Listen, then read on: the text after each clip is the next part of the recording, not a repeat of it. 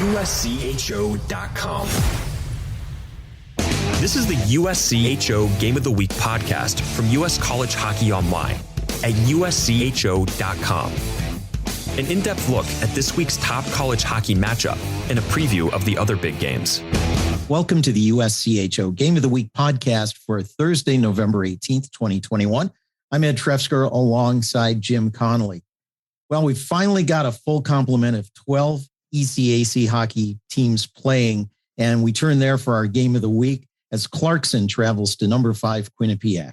And joining us now on the Game of the Week podcast, head coach of Clarkson University, that's Casey Jones. Casey, you're coming in to this weekend off a really good bounce back weekend that you needed against Harvard and Dartmouth.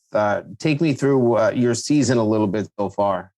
Yeah, well, it's been up and down. It's been weird. You know, you go in a year where you think you've got depth, and we haven't been healthy. So we navigated that a little bit to try to figure things out. You know, with Jacome was for a prolonged amount of time. He's kind of an energy guy, kind of a key cog for us there. Sets it a little bit for us as a player, and so does Anthony Callan, who's been out. And then, we lose a Mobley for a weekend with a suspension. So it's been kind of roller coaster, but we've kind of persevered through it. Tough Capital District trip. Maybe deserved a better fate than we got, but sometimes that kind of wakes you up and sets the tone. If you kind of get away with doing some things that become habitual and then not playing 60 minutes, and you get away with it, it can stick around for too long. So I thought that was a good lesson for us, and I thought we responded. Got a couple of bounces in the Harvard game, but responded overall in the weekend. I look at your roster right now. Statistically, some of the top guys on your team are either graduate transfers or holdover graduate students you were able to keep around for an extra year. I have to assume that the older player can be better, not just as a leader, obviously, having been through 4+ years of college, but also the ability to maybe be a little older physically and stronger. How much have these, 4 graduate players affected your lineup? Well, that's good. You get a chance to keep Zach and Jack within your programs real good. We had a couple scenarios where, losing Josh Dunn early provided us an opportunity with needing a forward. And, Luke Santurno coming in, and he's played really well for us in terms of adding some size for us, which we needed, losing him. And then we had a defenseman that had to stay back a year recruiting because their season was so we were able to get Lucas, which was really fortunate. So that's where the transfer portal has helped us in terms of if there's a need for us. I don't think you can live in it. You got to bring good young players into your program to have long-term success, and that's our plan here at Clarkson. But those 2 scenarios that popped up last year and getting two really high quality players coming through, which is what we're looking for here at Clarkson, kind of just stemmed the tide a little bit for us for us a year where we had a lot of youth last year. We had 10 freshmen last year, so there's a lot of juggling of the balls going on right now. But obviously that veteran leadership and that veteran ability to make plays and impact games goes a long way. In goal, Ethan Hayter has played every minute for your team thus far this season, and he started out in a COVID year, which I can't imagine as a freshman jumping in a strange year. You mentioned you had 10 of them last year. That can't be a comfortable situation just to jump into what was such a strange year. What do you like about what he's shown you in his development over the last year plus? Well, I think he's competitive, right? So, he's moving along really well for us in terms of his development, but he's a student of the game. He's got a good routine now. We kind of thought he settled in on that last year, how to be mentally prepared to play. But it was a tough year, with it. I think overall for him, I think our guys see his compete level and his preparedness. So it just gives the guys confidence going into the game that we could play a certain way. And, he can make some saves that are necessary at the right time if mistakes are made. So you play a little freer when you're in front of someone like that. Casey, you mentioned your approach to transfers and grad students, maybe finding a spot or a hole that you needed to fill. Is that the way you expect to approach it going forward? And maybe a follow-up on that also, with this short-term, maybe another 3 years of players with extra eligibility, how do you see that affecting both transfers and bringing in recruits? Well, I think it's going to be different going forward. I don't know if I think it's going to be active. Obviously, it's with the way it's going. I'm not sure it was great for our sport. It is what it is. It's here. So, it's going to be around, but, remember that this year, if you kept your own players are not accountable in your 18 scholarship. So that's a big difference in roster sizes this year for people. If you kept your own guys around, they have to fit within your 18 scholarship, your limits on that. Going forward, they do. So it's a number crunch now going forward. I'm sure if guys kept 4 or 5 of their own seniors, that there'll be teams out there that are playing with 22, 23 scholarships this year, which makes teams extremely deep. So I think that's what you're seeing a little bit with that. We were able to keep a couple, so that was going. But obviously, when you bring someone from outside, it has to fit within your scholarship limits, and that's where we had those opportunities present itself with guys not coming in. On a recruiting front, college hockey, I've been in the business 30 years, and this is as volatile a recruiting atmosphere as I've ever seen, with players being pushed back, and it is what it is. So we like to be in a position where we're honoring our guys and bringing guys through the door, and we think at Clarkson we need to be recruiting to a need and an identity here to be successful, and that's what we'll continue to do. And transfers got to fit into your model. They got to be good citizens, good teammates that come through the door. And you also have to understand that your younger guys that you bring in year to year, they're looking to take a step and continue on in their development model too. And if they continually get squashed down, it's not going to be good for your culture in terms of your development, getting good young guys coming into your program. So we're being cognizant with that it's the right fit. I think everybody has their own approach to it. But here at Clarkson, getting the right people on our campus that are here for the right reasons is imperative to our recruiting model. You were one of just 4 teams in the ECAC last year who had a season. All the Ivies plus Union and RPI didn't play. Is there some unfamiliarity among your opponents this year because they've had some changes and been away for a while? Well, first game against Quinnipiac Friday, we played them 6 games in 2 weeks last year. So it became like our guys they got a good feel for what a 7-game series is like at the NHL level. It was contentious. Like, it was unbelievable towards the end of that series. The animosity guys had towards certain guys. It was incredible. But yeah, I think the freshness is nice. I think, we played Colgate. We ended up losing our last 4 games against St. Lawrence when we got shut down last year. We had a chance to get that regular season, but we would have had to have a sweep. And St. Lawrence is playing pretty well, so I don't know how realistic that would have been. But still, it was there for you. You go into every season, you want to chase championships with your guys. You want to have a process to get there, and we were kind of getting there at that time with our young team. So it was difficult. But having not having the repetitiveness of that, not traveling the same day. There were a lot of things that made last year really difficult for us, and trying to bring along that young team last year was a difficult year for us. So we like the freshness of it. We like getting back at it, like getting in all the barns, seeing all the coaches, and the excitement about our league getting back in tap is exciting for us this year. You have a unique situation in the ECAC compared to other leagues where you have travel partners and have to prepare for 2 different teams on a weekend. What kind of challenges does that present to you, the staff, and the team? I don't think as much as anymore. I think it is difficult. We kind of split up with our staff here. We prepare for the weekends. We get a chance to, everyone looks at the 2 teams coming in, and we kind of get a scouting approach for the week and go at it. But I think it prepares you for postseason. When you get into tournaments or anything along those lines, you have that. You talk to other teams when they have that, they're not used to it as much. They get into it and you're switching it. All of a sudden, you got a different forecheck coming at you on Saturday night, a different penalty kill than you had on Friday that you got to prepare for. And you guys got to make an adjustment. So you'd normally prepare for Friday night. Sometimes you get lucky where teams play similar style that'll carry over the weekend. But to make adjustments on the fly on Saturday with video and all that, I think it makes your players better, makes your coaching staff better. And it kind of, we like the challenge of that. Your win over Harvard last weekend was in front of a packed crowd at Shield Arena, which is one of the best atmospheres in college hockey. What was it like for the team to just get out on the ice in front of a big crowd again? Yeah, we've had great student support there this year in the back. That obviously was not available there last year for us. We still have a little bit of a spotty with the crowd there with the masks and getting them in the building there with it. There's still some COVID, COVID concerns from season ticket holders and that. But obviously, it was exciting. It was a good big game for us coming through the door. They've had a great start to their season. So our fans are knowledgeable hockey fans up here. They're aware when games are important. They're aware when teams are coming in. They know records of their teams coming through the door. So it's a good fan base to have. It's especially good when things are going well. But as well as I do, they're knowledgeable. They're hockey people up here.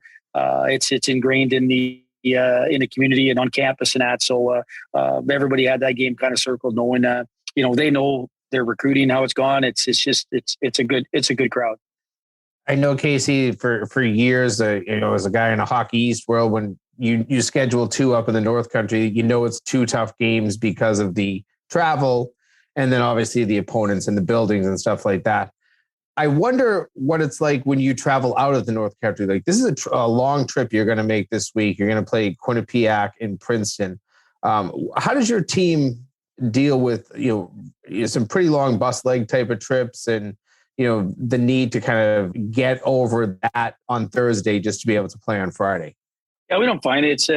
We'll travel to tomorrow. We'll get a good little skate in the morning, and we'll get on the road early and get down for dinner there on the road and kind of get acclimated to get a little flush in your body. These guys get accustomed to that. This is our longest trip by far. With it that we have to be on a bus for. It'll take us 6.5 to get to Quinnipiac, I think, tomorrow. I think the toughest part of the trip is the distance between teams on the Friday night. I think that's what makes this trip one of the more difficult ones in the league. Guys come up here, they get in one hotel for both nights. You gotta change, you gotta move it a little bit down there. And sometimes you're getting in, if you get, you never think you're going to get traffic or caught in construction at midnight on a Friday night between Quinnipiac and Princeton, but I don't think I've ever not been stuck in it. So you get in at 1:30 in the morning, and then it's a mental challenge for you. You got to be prepared to get up, get focused, get going, and get your legs going to be prepared to play at a high level Saturday night. So it's a challenge, but our guys, our older vets will prepare our younger guys. We think we have a routine now that works, and hopefully our guys are mentally tough this weekend to persevere. Your Friday night game against Quinnipiac, number 5 Quinnipiac, is the USCHO game of the week. Tell me about the Bobcats. I know you've probably had some time to watch them on film at this point. They seem to always be a team that can put a lot of pressure on you, but this year's team, from what I can see, is pretty good for Bobcats. Oh, really good. You talked about our four players with an extra year. I think they might supersede with the numbers they have in their program right now. There, I looked at their scoring stats. There, they got a veteran team and they're deep. So you look at it. I don't think they have a weakness. I think they defend well. I think the goaltending is good. I think they can get up and down the sheet really well. They make it really tough on your power play to kind of get set up. They're extremely aggressive. And they have a lot of scoring. So they're a team that you got to be prepared for. They can transition you pretty quick. You just have to manage games, but it's obviously going to be an extremely tough test for us. They've been pretty. They found a lot of ways to win games so far this year. That usually goes back to having the guys that been there before. They've got a lot of veterans on that team, which I don't think they're ever out of a game. Well, the good news, you only have to face them once this weekend, not 6 times. So that'll be a little bit of a switch from last year's craziness. But Casey Jones, we always appreciate your time. It's so good to catch up with you. It's been a nice start to the season for you. I hope it can keep rolling and we can catch up a little bit later this year. Yeah, much appreciated. I always like talking. I appreciate you guys picking a game of the week in ECAC this week. We feel really good about our league and the direction of some of our teams. So really appreciate the interest and hope you enjoy the game. That's Clarkson head coach Casey Jones. More of the Game of the Week podcast coming up. This is the USCHO Game of the Week podcast from US College Hockey Online. This is the USCHO Game of the Week podcast. I'm Ed Trefzger alongside Jim Connelly. Jim, Clarkson traveling to Quinnipiac. As you mentioned, and as we've talked about on our weekend review podcast, Quinnipiac is a terrific team this year. In fact, we even wrote about it in Tuesday Morning Quarterback this week online at USCHO. I liked a lot about this team. They have the, fingerprint, Rand Pecknold all over them, hard, aggressive, good forechecking team, excellent goaltending. I think that they thought that they were going to play Dylan St. Cyr the entire year, but they've ended up having two goaltenders, being able to go, and they're, using both of them. And I just think that this team has a lot of depth, good power play unit. As you heard Casey Jones say, they can be aggressive. They time their aggression perfectly on the penalty kill. So it'll be a steep challenge for Clarkson. But I like a lot about this Clarkson team. I like the fact that they've got some older depth on their team. That's going to help them after being such a young team a year ago. I feel like they've aged a little bit and they've aged well. So I think that last weekend was a good turnaround, beating Harvard and Dartmouth at home. Now they have to go back on the road. Last time they were on the road, they lost the two games at Union and Rensselaer. So this is a good test for them. A long trip and a difficult trip with both Quinnipiac and Princeton on deck. Quinnipiac, we don't know exactly how Pecknold will use his two goalies down the stretch, but I think back to last year's national championship team and how good it was for Greg Carville to have both Murray and Lindbergh ready to go in net. In fact, it was crucial in the national semifinal. Yeah, when last year you ended up with Philly Lindbergh having COVID, and you had to have somebody fill in on Thursday's national semifinal. So Lindbergh was back eligible, which ended up being Saturday's national title game. And it's good to have that depth in goal. Rand Pecknold he's gone in both directions. He's had two good goaltenders, but it does seem that usually at some point in the season, he likes to get down to a number one.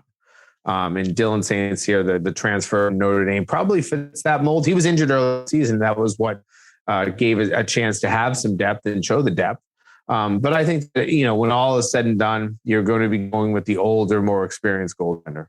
Let's turn to a Big Ten matchup. Number 14 Notre Dame at number 1 Michigan. And I'm thinking back to our USCHO Spotlight podcast this week with Michigan head coach Mel Pearson, how he talked about having a couple of losses at home and how he doesn't have as much control over the players when they're at home. You have distractions, you have people going around, you have whatever else. And Notre Dame is a very good team. If there's an opportunity for them to pick up a win against Michigan, I think this weekend might be a chance for them to at least get a split. Yeah, and of late, this has not been an easy matchup for Michigan at home. Notre Dame, I think, has won 4 out of the last 6 in Ann Arbor. So that's a significant note. And the fact that, when you look at the 2 losses that Michigan have this year, they both came at home. So it's gonna take a lot of focus for Michigan to play their best hockey. And I get what Mel Pearson's saying. I've had so many coaches saying, tell you that home games, you love the crowd, you love the energy, but you have an opponent that's usually hungry to shut up your crowd, especially if it's a good crowd. And you also have those, as you call them, distractions. Who needs tickets? Whose parents are coming to town this weekend? Whose girlfriends has friends that want this? Did I have to go to class on Friday on a game day? As opposed to just being on the road and you have a very structured schedule. When you're eating, when you're skating, when you're going for a team walk, when you're taking a nap, when you're eating, and when you're going to the arena. All of that changes when you're at home. It sounds crazy that home ice advantage maybe isn't all that it's cracked up to be. But sometimes distractions at home can be very challenging. Well, let's turn to Michigan Tech at number 20, Bemidji State. Early in the season, Michigan Tech got a lot of attention for a pair of wins, 5-2 and 5-1 at Wisconsin. And since then, 3-4 is their record. It seems to me that maybe Michigan Tech got a little bit overestimated because Wisconsin is maybe not as good a team as we thought they would be. But still, Joe Shawn's got a pretty good team, and it's going to be a tough one to head into Bemidji for the weekend. This will be a really good test, I think, for Michigan Tech and for Bemidji State at the same time. I think that, the Beavers are trying to figure out where their team is. They've had some signature wins this year, one against North Dakota that, kind of stands out. And then they, at this point have won 6 of their last 7, a loss to Bowling Green in the middle of that. But, they're playing well. Bemidji State is within their league, and now they get an opponent that I think has higher expectations. And, sometimes those are the more challenging games to respond. And it's not to get up for, but to respond, because you're going to get punched, and that this is going to be a hungry Michigan Tech team. They're going to want this series. So when you have a hungry team, when you have a team with a sense of urgency, how does your team respond? Well, let's look at number 4, Minnesota Duluth. They have a pair of games at Ralph Engelstad Arena versus number 6, North Dakota. And by the way, saw online today the third jerseys, the home jerseys for North Dakota, with a diagonal Nodak across the front, look pretty sharp and a little bit old school. North Dakota's got the full complement of 12 points in 4 games in the NCHC, and Minnesota Duluth trailing a bit behind there. A split on the weekend for Minnesota Duluth would be a good accomplishment, and certainly North Dakota wants to hold serve for both at home. Well, first I'll say that those jerseys, I like them a lot too. Very nice sweaters, and they kind of do feel a little nostalgic, although saying Nodak is more of a modern term anyways. I don't remember hearing that term that much back in the 80s and the like. But I think this is a heavyweight series, and I think we overuse that term now because of the NCHC, because a lot of the series are heavyweight out there. You've got a lot of skill, you've got a lot of size, and you've got teams that know how to use it. But this one is big for both teams, I really think. North Dakota wants to keep things going in the right direction. Duluth, they've played well. Let's face it, this is a team that's played extremely well all season. They've had a couple of blips on their radar, just 2 losses to this point. But I like both of these teams, and I think that I would expect a split out of this one. This is the easiest one for me to say. This is probably going to be a split. I don't know who wins on Friday, who wins on Saturday, and there might be some overtime and some overtime points, and 2s out of 3s and all that stuff. 1 out of 3. Thus we get a 2 out of 6 or a 4 out of 6 in terms of NCHC points. But this is good. This is a good series, a really good series. So if you have the ability to get this on RSN, this is a strong one to watch. Finally, number 2, St. Cloud State heads into number 12, Western Michigan. Lawson Ice Arena is a great atmosphere in Kalamazoo. They've got the Lawson Loonies. It's just loud and compact. Western Michigan really needs a big weekend here. They're 1-3 already in the NCHC. If they were to drop to 1-5, they would have dug themselves a pretty big hole. Meanwhile, St. Cloud State, 3 points behind North Dakota, needs to pick up some points this weekend. This is going to be another heavyweight tilt. Yeah, I mean, Western started this year as strong as you can imagine. With just 1 loss in their first 8 games, I guess it was. But then you get a Duluth team that you end up splitting with. You get swept on the road at Denver, a very hungry Denver team. Now it's Western's turn to show that they're hungry. And we know that, this is a tough gauntlet that St. Cloud State is running. They'll take a week off, but then they get North Dakota after this. This has been a really difficult 6-game stretch. They're just trying to survive. And I think that they look at this weekend, if we can go and get 4 points on the road, that would be great. 4 out of 6 would be a fantastic weekend. Anything more is just gravy.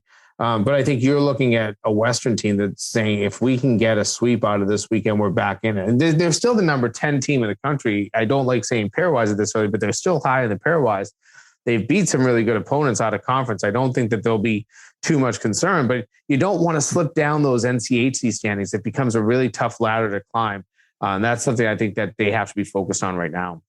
Well, there's some great games coming up this weekend, and certainly many that we just don't have time to mention in this podcast.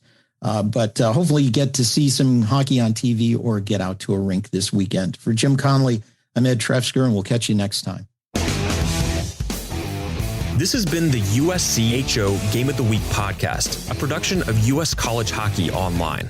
Visit uscho.com/podcasts to listen or subscribe.